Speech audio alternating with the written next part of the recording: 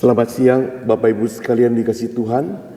Kita bersyukur hari ini kita boleh kembali mempelajari firman Tuhan. Saya mengajak kita membaca firman Tuhan di dalam Amsal 19 ayat 21. Amsal 19 ayat 21. Banyaklah rancangan di hati manusia, tetapi keputusan Tuhanlah yang terlaksana.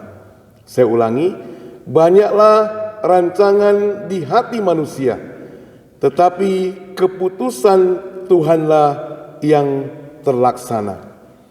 Kita beri tanda bagian ini, kemudian kita lihat di Yakobus pasal 4. Perjanjian baru, Yakobus pasal 4. Yakobus itu setelah Ibrani, Yakobus pasal 4 ayat yang ke-13 sampai 17. Demikian firman Tuhan. Jadi sekarang, hai kamu yang berkata, hari ini atau besok kami berangkat ke kota Anu, dan di sana kami akan tinggal setahun dan berdagang serta mendapat untung.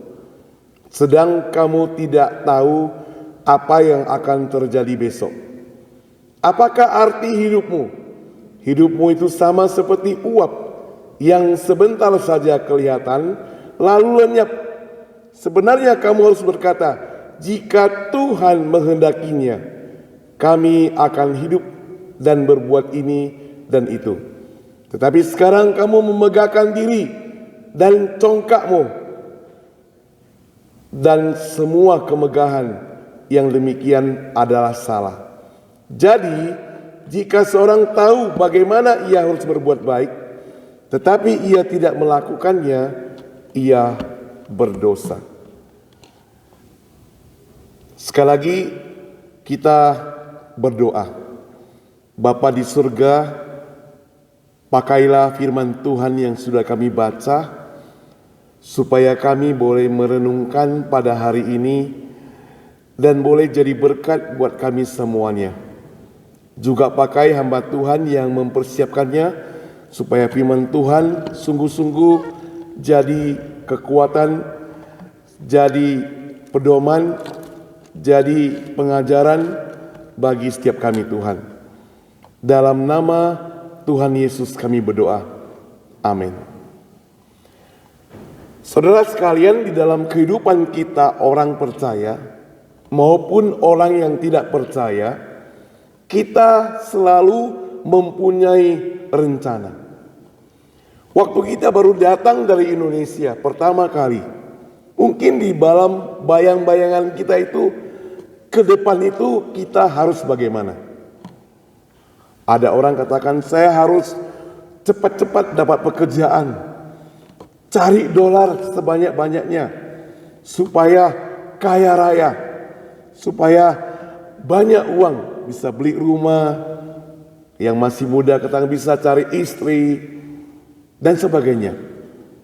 Atau mungkin kalau dia masih pemuda, dia datang punya cita-cita, katakan, saya mau sekolah setinggi-tingginya, supaya dapat pekerjaan yang bagus, kemudian jabatan yang tinggi, kemudian boleh mendapatkan istri, punya rumah, dan sebagainya. Semua orang punya cita-cita, punya pengharapan, punya sesuatu yang kita inginkan. Nah, itu disebut dengan rencana. Apakah kita salah kalau kita buat rencana di dalam kehidupan kita? Tentu tidak, saudara. Karena kita mempunyai satu goal. Apa yang kita harus dapatkan tahun 2024. Sekarang sudah masuk bulan Juni, sebentar lagi Juli. Tutup tahun. Goal apa yang harus aku dapatkan? Gereja juga punya demikian, punya goal. Kehidupan kita juga demikian. Kerohanian kita juga demikian. Kita mau janji pada Tuhan, Tuhan, tutup tahun ini, aku harus lakukan apa untukmu Tuhan, yang lebih baik lagi. Dan tiap tahun kita mulai mengoreksinya. Tapi semua itu merupakan rencana kita, saudara.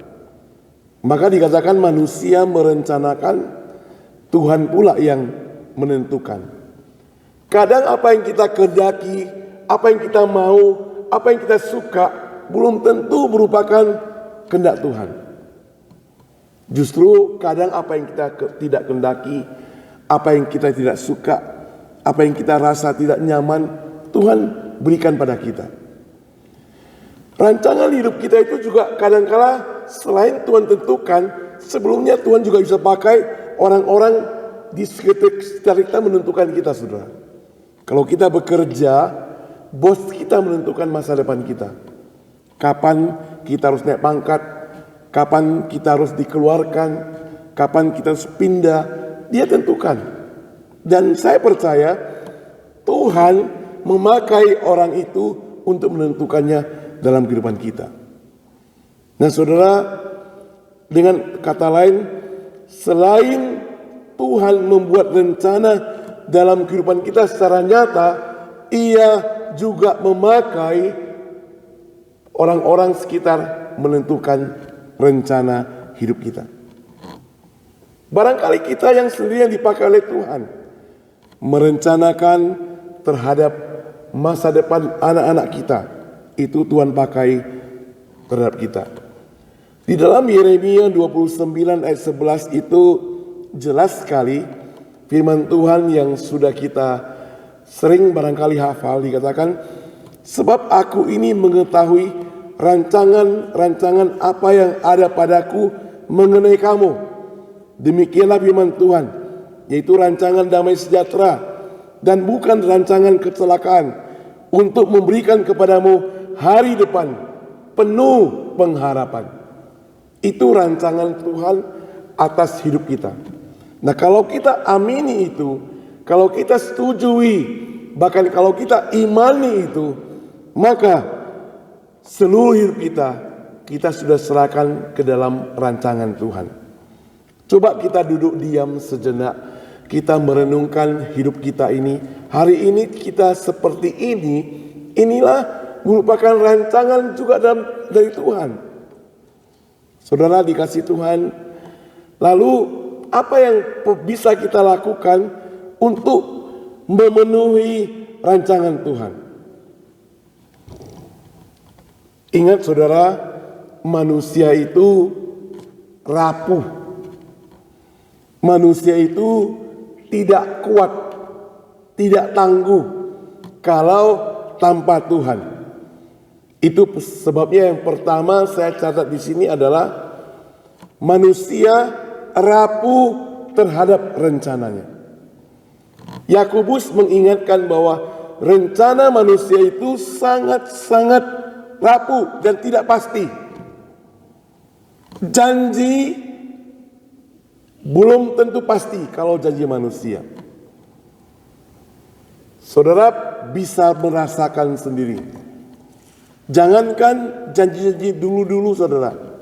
Mungkin hari ini saudara sudah mengalami ada banyak orang yang membatalkan janji pada saudara. Untuk hari ini aja ya. Mungkin saudara merasakan. Yang si itu janji pada kita, yang si itu janji pada kita, batal. Itu berarti janji daripada manusia itu tidak pasti. Ini kenyataannya saudara. Makanya ayat yang kita baca tadi dikatakan, jadi sekarang hai kamu yang berkata hari ini atau besok kami berangkat ke kota Anu dan di sana kami akan tinggal setahun dan berdagang serta mendapat untung, itu bukan kepastian. Karena rancangan manusia tidak pernah pasti. Bisa berubah, bisa batal. Batal mungkin karena macet, batal mungkin karena kesulitan ekonomi, batal mungkin karena anaknya sakit, batal mungkin karena dirinya juga sakit dan sebagainya, sehingga tidak bisa melaksanakan perjalanan itu. Maka di sini Yakobus mengingatkan pada kita, rencana manusia sangat rapuh, tidak pasti. Ayat 14 di sini dikatakan, sedang kamu tidak tahu apa yang terjadi besok. Jadi di sini dikatakan, padahal kamu tidak tahu apa yang akan terjadi besok. Sekali lagi, kita hidup adalah hari ini. Hari ini kita hidup. Kemarin itu sudah berlalu. Yang kemarin itu tidak bisa diubah. Yang kemarin yang sudah terjadi, ya sudah terjadi, gak bisa dihapus. Yang kemarin sudah kita alami, ya sudah. Itu sebabnya di zaman sekarang, media sosial itu menentukan sekali. Media sosial itu bisa melihat apa yang terjadi kemarin, tidak bisa diubah.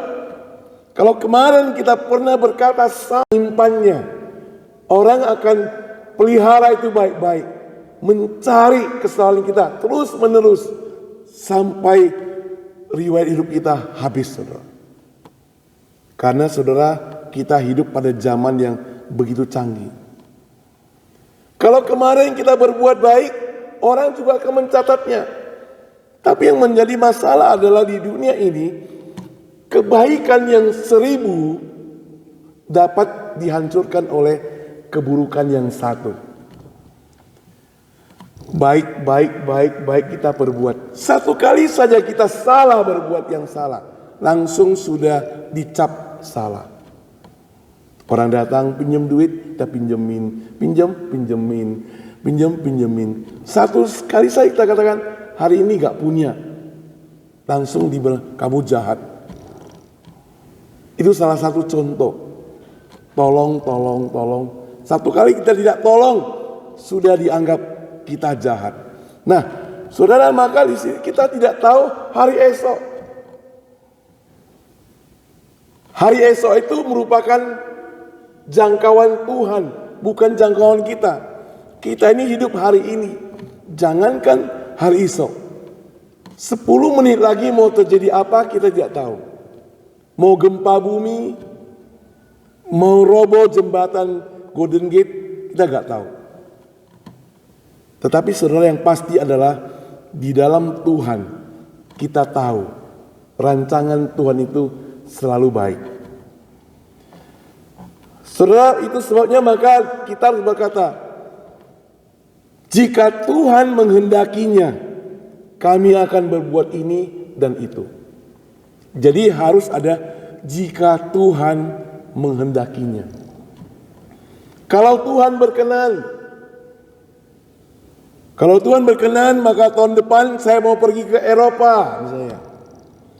Kalau Tuhan berkenan, tahun depan saya mau beli rumah yang baru misalnya. Kalau Tuhan berkenan, tahun depan saya akan keliling dunia misalnya. Jadi semuanya masuk dalam jika Tuhan berkenan. Tapi kalau kita memastikan, itu berarti ada rasa kesombongan. Kita mau anggap hidup kita itu lebih daripada Tuhan. Karena belum tentu Tuhan berkenan. Belum tentu Tuhan memberikan jawaban. Saudara yang dikasihi Tuhan, firman Tuhan mengingatkan pada kita bahwa apa yang kita inginkan, apa yang kita kehendaki, apa yang kita doakan, keputusannya adalah oleh Tuhan. Keputusannya adalah oleh Tuhan. Maka ada pertanyaan, lalu apakah kita masih perlu berdoa atau enggak? Apakah kita masih perlu berdoa atau tidak kalau doa kita itu Tuhan yang memberikan keputusan? Ada orang sampai bertanya demikian, bukan? Apakah saya masih perlu berdoa kalau semua putusan itu Tuhan yang berikan? Ya udah, saya tinggal tunggu. Saudara, mengapa kita perlu berdoa? Padahal keputusan itu dari Tuhan. Pertama, karena doa itu wujud pelayanan kita kepada Allah. Kita berdoa karena Allah memerintahkan pada kita untuk berdoa. Kita berdoa itu artinya kita berbicara dengan Tuhan Allah. Yang kedua, Yesus dan gereja mula-mula memberikan kita contoh berdoa. Maka kita perlu berdoa. Jika Yesus memandang dirinya perlu untuk berdoa, maka kita juga perlu berdoa. Saudara, waktu Yesus ada di Taman Getsemani, dia berdoa. Doanya begitu sungguh-sungguh, sampai keringatnya itu seperti cucuran darah. Apakah doanya dikabulkan? Tidak. Tetap saja sesuai dengan apa yang Allah kehendaki. Itu doa daripada Tuhan Yesus. Doa juga mempersiapkan kita untuk menghadapi keputusan-keputusan dari Allah yang besar, supaya kita siap hati kita. Jadi setiap hari kita berdoa. Dan ingat, doa kita itu bukan hanya meminta. Doa kita itu juga bersyukur.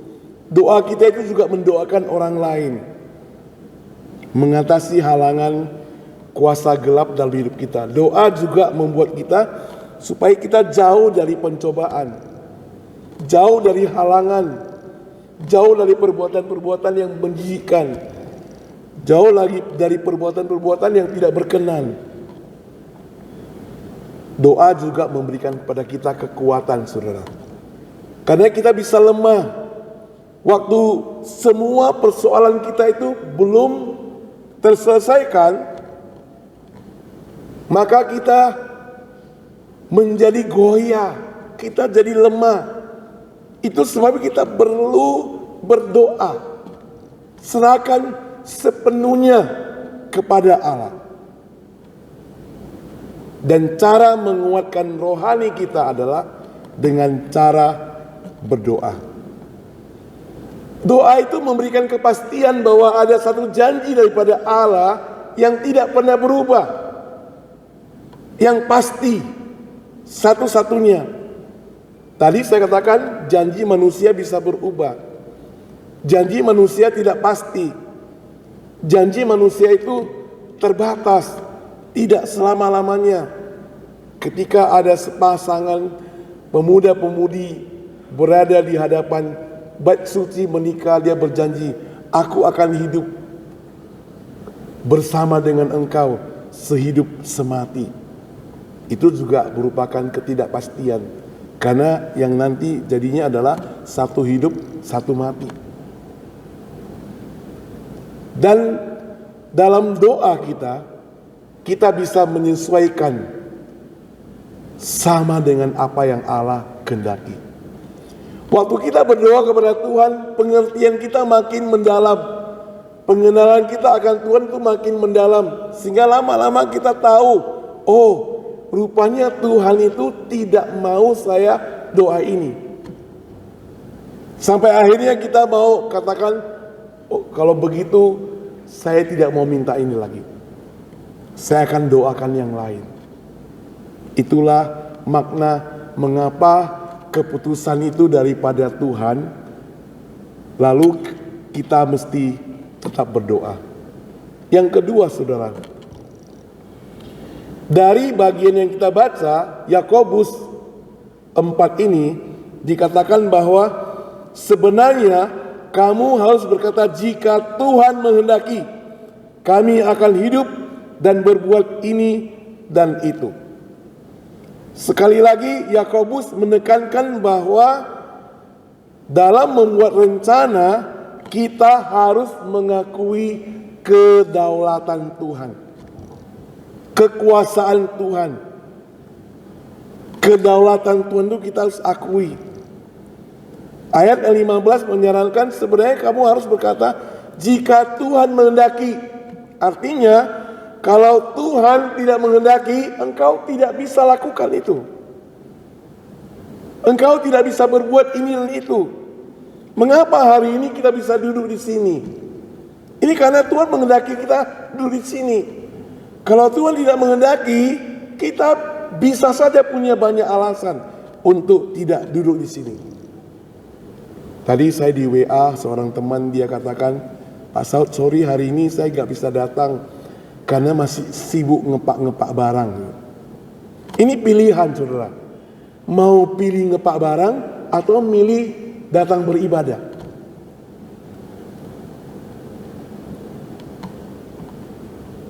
Kami selalu ngomel-ngomel di rumah ya, saya dan Ibu Susan, terhadap anak kami, Jessica. Dia sibuk sekali dalam pelajaran, dalam kerjaan dan sebagainya. Kadang bisa sampai tengah malam. Kemarin kayaknya sampai jam 5 saya bangun, dia masih belum tidur. Karena kerjakan PR. Nanti pulang ke rumah masih mau kerja lagi. Sampai malam lagi. Lalu kami selalu, kenapa kamu gak bisa bagi waktu gitu. Ya kita maklum kalau sudah kerja sampai malam, pagi otomatis sudah ngantuk gitu. Otomatis sudah gak bisa konsentrasi. Nanti bolak-balik ya jet lag lagi, malam lagi kerja begitu. Jadi selalu diputar-putar begitu. Jadi perlu diingatkan, ya, saudara yang saya kasih Tuhan, di sini dikatakan, jika Tuhan mendaki, kamu akan berbuat ini dan itu. Ini mengingatkan pada kita untuk selalu menempatkan Tuhan di atas rencana kita sendiri dan menyadari bahwa segala sesuatu terjadi atas izinnya. Jadi ketika kita menerima omelan, mungkin Tuhan sepertinya mengomel kepada kita. Engkau tidak boleh begini, tidak boleh begitu. Firman Tuhan menegur, engkau harus begini dan harus begitu. Tujuan kita adalah, maksud saya tujuan Tuhan adalah supaya kita taat. Dan kalau kita taat dan mengakui kedaulatannya, maka kita akan menerima hasilnya. Kadang kita tidak mau taat, kadang kita melawan. Tuhan sudah tetapkan, kamu harus begini, kita tidak begitu. Kamu harus istirahat, kita tidak istirahat. Saudara yang saya kasih Tuhan, penting mengakui kedaulatan Tuhan. Artinya Tuhan masih tetap bertata di sana. Tuhan masih berkuasa. Kita tidak berkuasa. Kalau kita mengakui kita berkuasa, itu namanya kesombongan. Saudara, pada tahun 1912 ada diciptakan sebuah kapal namanya Titanic ya. Itu mungkin kita tahu ya, punya dengar. Difilmkan tapi sudah dimodelkan dengan percintaan, itu sangat laris filmnya. Sampai berbulan-bulan itu selalu penuh bioskop. Tapi ini penciptaan kapal Titanic itu ada motivasinya yang ambisius. Penciptanya bilang apa? Titanic dibangun oleh White Star Line, sebuah perusahaan dari Inggris. Tujuannya adalah menciptakan kapal yang paling mewah dan tidak dapat tenggelam di dunia. Ingat, ada kata tidak dapat tenggelam di dunia. Teknologi pada zaman itu apa? Panjangnya itu 882 kaki, lebih kurang 269 meter. Dengan berat 46.000 ton. Dilengkapi dengan teknologi yang pada waktu itu sudah canggih, termasuk kedap air. Jadi tidak terdengar suara di luar. Kemewahannya itu tidak ada tandingnya. Fasilitas mewah, masuk ke kolam renang, ada gym, perpustakaan, restoran nomor 1 dalam kapal itu. Didesain dengan menarik sekali. Yang naik nanti penumpang yang kaya raya dan orang-orang yang terkenal. Nah, ada kesombongan dalam perancangan dan promosinya. Apa itu? Pertama, mereka klaim tidak dapat tenggelam. Dan banyak sumber menyebutkan bahwa Titanic itu dipromosikan sebagai kapal yang memang tidak dapat tenggelam, mencerminkan kepercayaan yang berlebihan akan teknologi. Jadi mereka bersandar penuh kepada teknologi, tidak bisa tenggelam. Lalu ada pengabaian keselamatan. Jumlah skoci yang disediakan tidak cukup untuk semua penumpang. Karena begitu mereka percaya tidak tenggelam, maka skocinya tidak cukup. Fokus lebih pada kemewahan daripada keselamatan. Jadi karena mereka sudah berhalakan tentang ketidaktenggelamnya kehebatan dari kapal itu, maka mereka lebih fokus pada kemewahan daripada keselamatan. Kecepatannya bagaimana? Kapten kapal didorong untuk memecahkan rekor kecepatan melintasi Atlantik. Saudara yang pernah naik cruise mungkin bisa membayangkan ini. Keputusan ini mengabaikan peringatan tentang gunung es jalur pelayaran, dan 14 April 1912 Titanic yang mereka bawa itu menabrak gunung es di Atlantik Utara. Tabrakan ini merobek sisi kapal dan menyebabkan air masuk dengan cepat. Mereka kurang sigap, skoci kurang dan sebagainya. Evakuasi juga kurang, menambah jumlah korban. Titanic dalam waktu 3 jam setelah tabrakan itu meninggal. Lebih dari 1.500 penumpang yang meninggal. Saudara, ini akibat dari apa? Kesombongan, merasa hebat, percaya diri. Saudara, percaya diri boleh gak? Boleh, tapi harus lebih daripada percaya diri itu boleh, tapi lebih bagus adalah percaya kepada Tuhan. Percaya diri boleh, tapi lebih bagus percaya kepada Tuhan. Itulah bahaya kesombongan dalam perencanaan. Di dalam Alkitab bisa dikatakan, sebenarnya kamu harus berkata, jika Tuhan menghendaki, kami akan hidup dan berbuat ini dan itu. Tapi sekarang kamu memegahkan diri dalam congkakmu, dan semua kemegahan yang demikian adalah salah. Kemegahan yang demikian semuanya adalah salah. Saudara, ayat ini ditutup dengan ayat 17. Coba kita sama-sama lihat di sini ya. Jadi, jika seorang tahu bagaimana ia harus berbuat baik, tapi ia tidak melakukannya, ia berdosa. Apa yang bisa kita pelajari, saudara, sebagai pedoman hidup kita melalui ayat-ayat ini, saudara? Tuhan mengajarkan kepada kita bahwa kita harus tetap bersandar kepada Tuhan. Jaminan yang pasti satu-satunya adalah Tuhan. Hari ini kita yang hidup di Amerika ada kecenderungan, mudah-mudahan dalam ruangan ini tidak ya, mau mencari uang sebanyak-banyaknya. Kumpul sebanyak-banyaknya, bila perlu kerja dua sesi, dua apa istilahnya, 2 trip ya. Tidak perlu minggu juga bekerja, karena bisa dibayar double. Sampai kumpul sebanyak-banyaknya. Tujuannya apa? Nanti kalau masa tuaku, aku bisa lebih enak hidup. Jadi dia menjual kesehatannya pada masa muda, supaya membeli keenakan hidup pada masa tua. Itu istilahnya. Pada masa muda, kerja keras. Menjual tenaga, pagi, siang, malam kerja. Ada orang yang cerita pada saya, istirahatnya hanya 6 jam.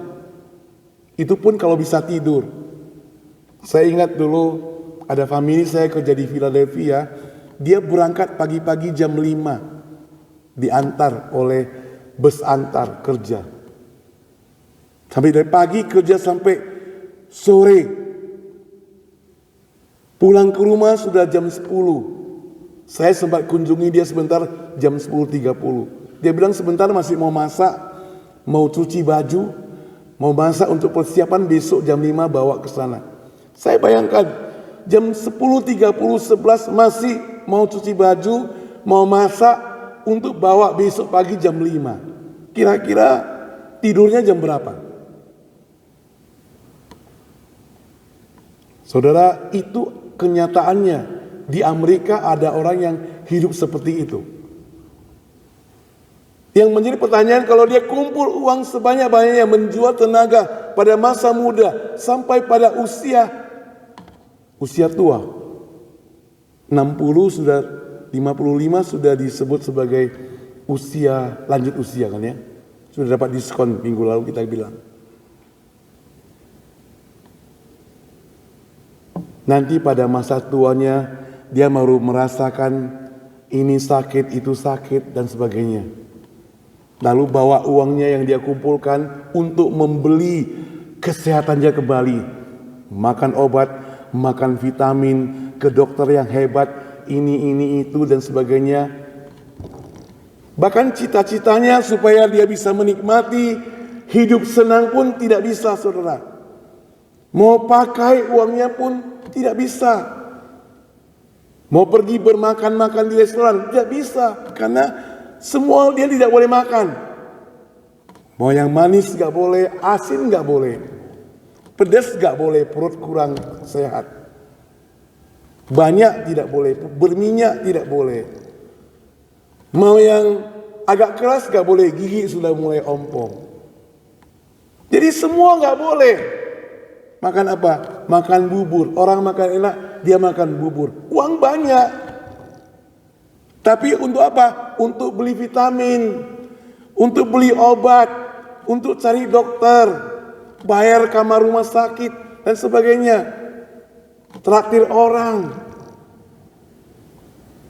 Saudara yang saya kasih Tuhan, inilah yang merupakan rencana daripada manusia yang sia-sia. Seorang anak di dalam kelas IPA, dia ditanya, kalau ada setetes air diberikan kepadamu, bagaimana kamu simpan setetes air itu supaya tidak habis selama-lamanya? Saudara, kalau setetes air itu dibawa keluar, kena angin, mungkin sore sudah kering, hilang. Lalu anaknya tanya, setetes air supaya kamu bisa simpan selama-lamanya bagaimana caranya? Ada anak bilang, saya akan masukkan dalam kulkas supaya jadi es, selama-lamanya gak akan habis. Ingat saudara, kalau dia masukkan dalam kulkas tetap aja es setetes itu. Tapi ada satu anak yang pintar. Dia bilang, saya akan bawa ke laut yang luas. Saya akan celupkan di situ. Dia campur dengan seluruh air di laut. Menjadi banyak sekali. Dan gak akan habis-habisnya. Saudara, demikianlah dengan kehidupan kita. Ketika kita kumpul segala harta yang banyak itu, sampai pada masanya kita tidak bisa menikmatinya dan akan habis, makin lama makin habis. Itu artinya kita sedang menabung uang yang sehari demi sehari dikerok-kerok habis.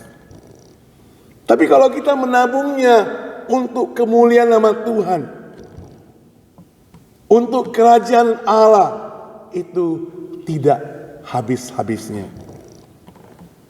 Dengan berbuat kebaikan, menolong orang lain, ya, dengan melakukan penginjilan dan sebagainya, mendukung pekerjaan Tuhan dan sebagainya, itu semuanya tersimpan, tidak habis-habisnya. Saudara yang dikasihi Tuhan, apa yang bisa kita pelajari lagi dari bagian ini? Tuhan mengajarkan kepada kita bahwa dengan demikian kita tidak bisa sombong Karena kesombongan itu milik setan. Kesombongan itu milik orang yang tidak beriman kepada Tuhan. Orang yang percaya pada Tuhan, apapun yang dia dapatkan, dia akan bersyukur pada Tuhan. Terima kasih Tuhan untuk kesehatan yang Kau berikan padaku. Terima kasih Tuhan untuk gajianku yang naik bulan ini. Terima kasih Tuhan untuk cucu yang Engkau berikan kepada keluarga kami. Terima kasih Tuhan untuk rumah yang Tuhan berikan kepada kami. Terima kasih Tuhan untuk kesempatan Tuhan berikan kami melayani Engkau. Tapi kalau orang yang sombong, dia tidak menyebut nama Tuhan. Semuanya karena aku. Aku sudah bekerja kok. Aku yang capek kok. Aku yang membeli. Aku yang keluarkan uang kantongku, tabunganku dan sebagainya. Tapi dia lupa. Dan mungkin dia belum pernah mengetahuinya bahwa semuanya itu adalah dari Tuhan. Jadi dengan kata lain, membanggakan diri tanpa melibatkan rancangan Tuhan dalam kehidupan kita itu adalah dosa kesombongan. Dan kesombongan itu adalah bentuk ketidaktaatan kita kepada Tuhan. Lalu apa yang mau kita lakukan saudara sebagai tanggung jawab kita sebagai orang percaya? Pertama, perlu kerendahan hati dalam membuat perencanaan dalam hidup kita. Dengan kata lain, jika Tuhan berkenan, maka saya akan lakukan ini dan itu. Akan ada doa dan penyerahan diri.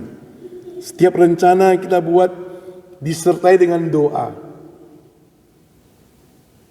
Penyerahan diri kepada kehendak Tuhan dengan berkata, jika Tuhan menghendakinya. Dilanjutkan dengan menghindari kesombongan. Menghindari rasa congkak. Termasuk membuat rancangan ke depan. Semuanya kalau Tuhan berkenan, aku akan lakukan. Jadi kalau Tuhan sudah nomor satukan dalam segala rencana kita, maka kita tidak perlu takut. Kalaupun gagal, itu berarti apa yang kita lakukan tidak sesuai dengan rencana Tuhan. Karena rencana Tuhan itu akan lebih baik daripada rencana kita. Jadi kalau kita gagal, kalau sudah serahkan pada Tuhan dan gagal, itu berarti apa? Berarti Tuhan akan menggantikan kepada kita yang lebih baik, saudara. Biarlah kita boleh memakai kehidupan kita sehari-hari ini menjadi pedoman hidup ini. Mari kita berdoa.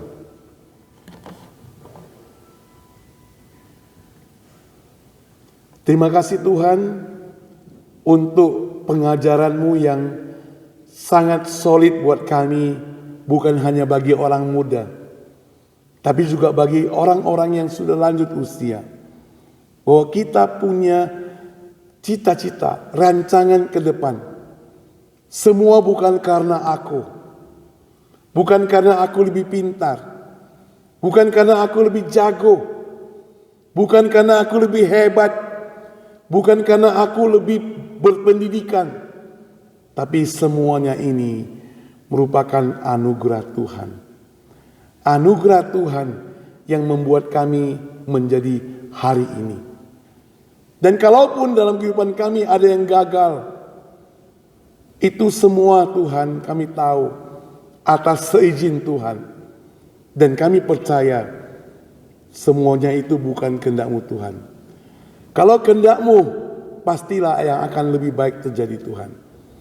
Tuhan, pakailah setiap bapak-bapak dan ibu-ibu yang ada di gereja kami, supaya kami menjadi orang-orang yang tidak sombong, bukan mengandalkan diri sendiri, tapi mengandalkan Tuhan, mengutamakan Tuhan dalam semua hidup kami, sehingga apapun yang kami persiapkan ke depannya, semuanya untuk kemuliaan Tuhan, bukan untuk kepentingan diri sendiri.